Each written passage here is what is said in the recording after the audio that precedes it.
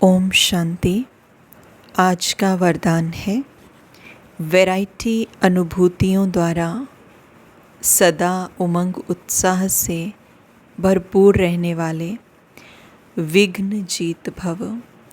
Variety अनुभूतियों द्वारा सदा उमंग उत्साह से भरपूर रहने वाले विघ्न जीत भव। विघ्न जीत हम बन जाएं, ये वरदान बाबा ने आज हमें दिया। एक्सप्लेन बाबा करते हैं, रोज़ अमृत वेले सारे दिन के लिए वैरायटी उमंग उत्साह की पॉइंट्स बुद्धि में इमर्ज करो। रोज़ अमृत वेले सारे दिन के लिए वैरायटी उमंग उत्साह की पॉइंट्स बुद्धि में इमर्ज करो। हर दिन की मुरली से उमंग उत्साह की पॉइंट्स नोट करो। वो वैरायटी पॉइंट्स उमंग उत्साह को बढ़ाएंगे। मनुष्य आत्मा का नेचर है कि वैरायटी पसंद आती है, इसलिए चाहे ज्ञान की पॉइंट मनन करो या रूह रिहान करो, वैरायटी रूप से ज़ीरो बन अपने हीरो पार्ट की स्मृति में रहो तो उमंग उत्साह से भरपूर रहेंगे और सब विघ्न सहज समाप्त हो जाएंगे। तो आपको याद होगा कल बाबा ने हमें उमंग उत्साह का महत्व बताया था वरदान में। तो उसमें बाबा ने कहा था कि यदि आप उड़ती कला का अनुभव करना चाहते हैं तो उमंग उत्साह में आपको रहना है पूरे दिन में। और बाबा ने साथ में ये भी बताया था कि जो भी कर्म आप करते हो, चाहे वो साधारण कर्म है, बर्तन साफ़ करने का भी कर्म है, लेकिन उसमें भी नेगेटिविटी या वेस्ट नहीं होना चाहिए, उमंग उत्साह के संकल्प होने चाहिए।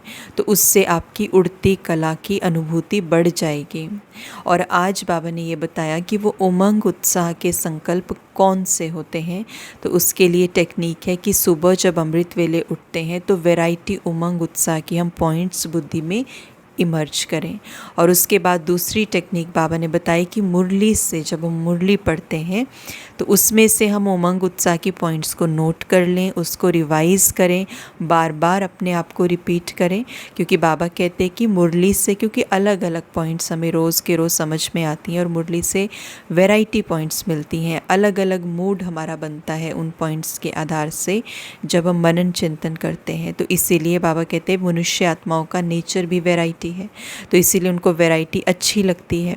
तो इसलिए अलग अलग मुरली की पॉइंट, चाहे ज्ञान की हो, चाहे योग की हो, चाहे रूह रिहान की हो, चाहे हमें हमारे पार्ट को याद करना हो कि हमने क्या क्या रोल प्ले किए, तो उसके आधार से हम अपनी महानता के लिए और महानता के आधार से उमंग उत्साह के पॉइंट्स जो हैं वो देख सकते हैं, पढ़ सकते हैं। उन पॉइंट्स के आधार से हम अपना मनन चिंतन चला सकते हैं। उन्हीं पॉइंट्स को हम हर एक घंटे के बाद रिवाइज़ कर सकते हैं, उनके ऊपर मेडिटेशन कर सकते हैं। द पॉइंट इज़ वो उन पॉइंट्स को हम स्मृति में रखें, लिख लें और रेपिटेशन करें, रिपीट करें, मनन चिंतन करें, उनमें से मक्खन निकालें। उसको जितना प्रोसेस करेंगे अपने मन और बुद्धि में उतना ही हम उन पॉइंट्स के रस को, भावना को, फीलिंग को और महानता को अपने अंदर धारण कर पाएंगे। तो ये बाबा ने हमें बताया कि उमंग उत्साह को बढ़ाने का साधन भी है, एट द सेम टाइम विघ्नों को ख़त्म करने का साधन भी है। क्योंकि ज़्यादातर हमारी बुद्धि में फिर पॉजिटिविटी के, सकारात्मकता के और महानता के संकल्प ही चलेंगे। तो इसलिए इससे हमारे विघ्न या मन में आने वाली उलझन, नेगेटिविटी, व्यर्थ सब कुछ धीरे धीरे समाप्त हो जाएगा। आगे बाबा ने स्लोगन हमें दिया, अपनी अवस्था को ऐसा शांत चित्त बना लो जो क्रोध का भूत दूर से ही भाग जाए। अपनी अवस्था को ऐसा शांत चित्त बना लो कि क्रोध का भूत दूर से ही भाग जाए। तो ऐसा हमें अपनी अवस्था को भी बनाना है, अपने आप को एनालाइज करना है, अपनी गलतियों को निकालना है, अपने आप को परिवर्तन करना है, चेक करना है। तो ये सारी चीज़ें हमें करनी है और ये पेशेंस के साथ हमें करनी पड़ेंगे। अपने साथ धीरज बरतना पड़ेगा और धीरे धीरे अपनी कमियों को निकालते हुए हम आगे चेंज करते हुए आगे धीरे धीरे बढ़ेंगे।